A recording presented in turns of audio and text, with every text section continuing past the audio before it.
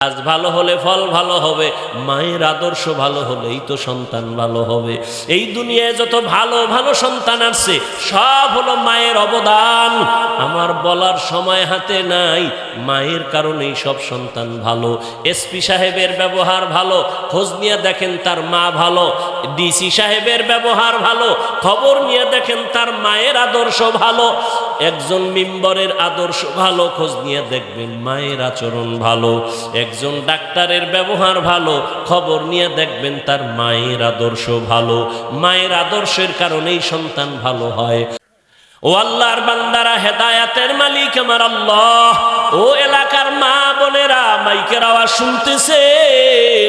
এতক্ষণ আপনাদের সন্তানদের জন্য কলিজা ভরিয়া দোয়া করলাম, বয়ান করলাম, যত আবদার করলাম, একবারও কিন্তু আপনাদের ব্যাপারে কোনো উল্টা মন্তব্য করি নাই রে মা। এই সন্তানগুলোকে ডাক্তার বানাবেন, ইঞ্জিনিয়ার বানাবেন, প্রফেসর বানাবেন, আদবওয়ালা বানাইয়েন, বেয়াদব যেন না হয়। আর এগুলোর জন্য আপনি মায়ের দোয়া লাগবে, মায়ের অবদান লাগবে, না হয় সম্ভব না। কারণ গাছ ভালো হলে ফল ভালো হবে, মায়ের আদর্শ ভালো হলেই তো সন্তান ভালো হবে।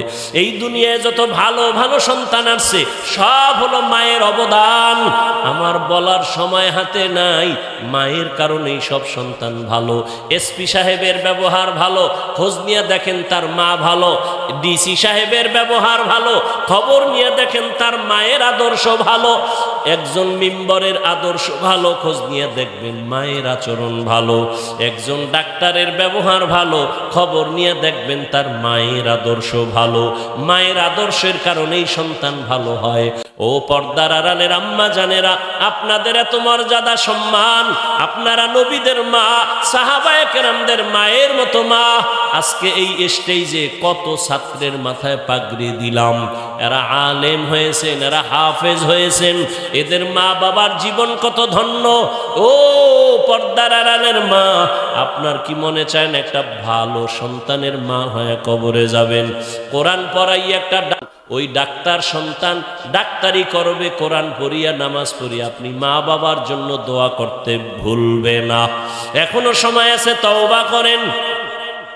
আপনার মতো কত মা এখনো আছে পর্দা করে, মোবাইলে চরিত্র নষ্ট করে না, নামাজ ছাড়ে না, বেপর্দায় চলে না, স্বামীর মাল খেয়ানত করে না, স্বামীর মাল হেফাজত করে, সন্তানগুলোকে ভালো বানাবার চেষ্টা করে। আম্মা জানের, আপনারা কেন পারবেন না? এখনো সময় আছে, তওবা করেন।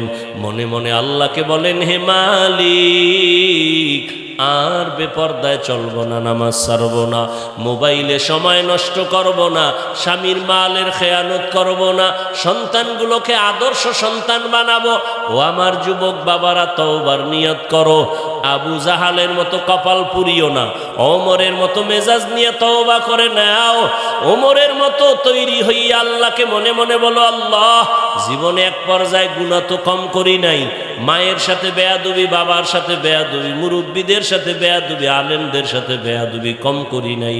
আজকে থেকে তওবার নিয়ত করে ফেললাম। জীবনে জেনারেল লাইনে পড়ি আর যাই করি, আমার মতো যুবক যদি একটা স্কুল কলেজে পড়ে নামাজ পড়ে, আমি কেন পারবো না? আমার মতো সন্তান ব্যবসা করে, চাকরি করে, নামাজ পড়ে, আমি কেন পারবো না? আজকে থেকে তৈরি হয়ে গেলাম, আর নামাজ ছাড়বো না, দাড়ি কাটবো না, বেপরদায় চলবো না, মা বাবার সাথে বেয়াদবি করবো না। শিক্ষকের দোয়া নিয়া, ওলামায়ে কেরামের পরামর্শ নিয়া, নবীজির আদর্শ নিয়া জীবন ভর চলবো, গুনাহের দিকে আর যাব না।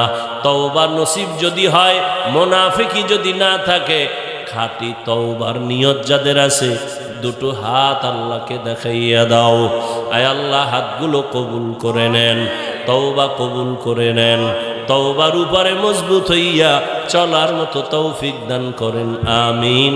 আলহামদুলিল্লাহি রাব্বিল আলামিন।